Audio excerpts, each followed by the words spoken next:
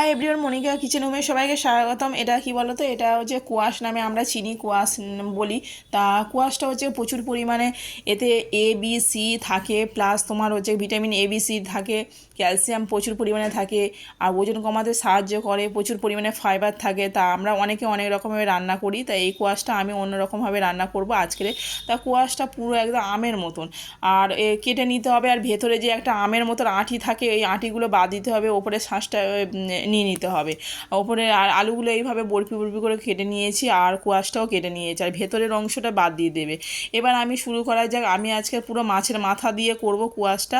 তা কোয়াশটা হচ্ছে কি, মাছের মাথাগুলো ভেটকি মাছের মাথা, এই কোয়াশটা রান্না করা যায় কাতলা মাছের, রুই মাছের মাথা দিয়ে করা যায়। তা আমি ভেটকি মাছের মাথা দিয়ে করব।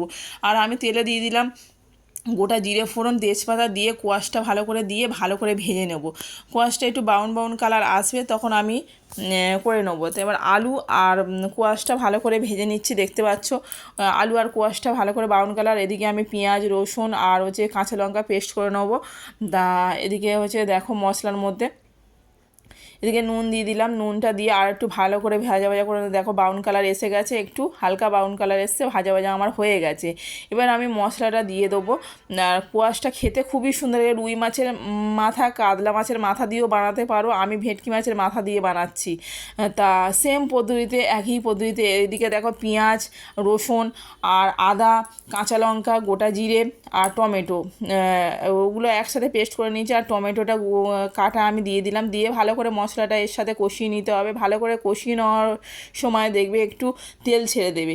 তারপরে হচ্ছে কি হলুদ দিয়ে দিলাম। হলুদটা দিয়ে ভালো করে ফের আবার নাড়াচাড়া করে নিলাম। নাড়াচাড়া করে যতক্ষণ তেল না ছাড়বে ততক্ষণ ভাববে মশলাটা কষানো হয়নি। মশলাটা যতক্ষণ না কষাতে কষাতে তেলটা ছেড়ে দেবে তখন ভাববে মশলাটা কষানো হয়ে গেছে। আমি ভালো করে দেখতে পাচ্ছ মশলাটা কষিয়ে নিচ্ছি, আর খেতে অসম্ভব সুন্দর লাগে। এটা ভাত দিয়ে তো এত সুন্দর লাগে, গরম গরম খুবই সুন্দর লাগে। তোমরা এইভাবে একবার ট্রাই করো, আর আমার রেসিপিগুলো যদি ভালো লেগে থাকে লাইক কমেন্টস করো, আর সাবস্ক্রাইব করে পাশে দেখো, সাবস্ক্রাইব করে পাশে বেল আইকনটা টিপে দিও।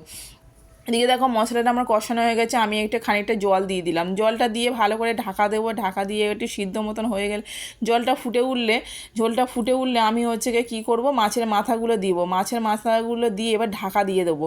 ঢাকা দিলে কি হয়, ওই কুয়াশ আর আলুটা সিদ্ধ হয়ে গেলে তারপরে দেখো আমার অনেকটা সিদ্ধ হয়ে গেছে। এবারে ঝোলটা একদম মাখা মাখা করবো একটু, তার জন্য আমি একটু গ্রেভিটাকে ফোটাচ্ছি, আর একটু চিনি দিয়ে দিলাম।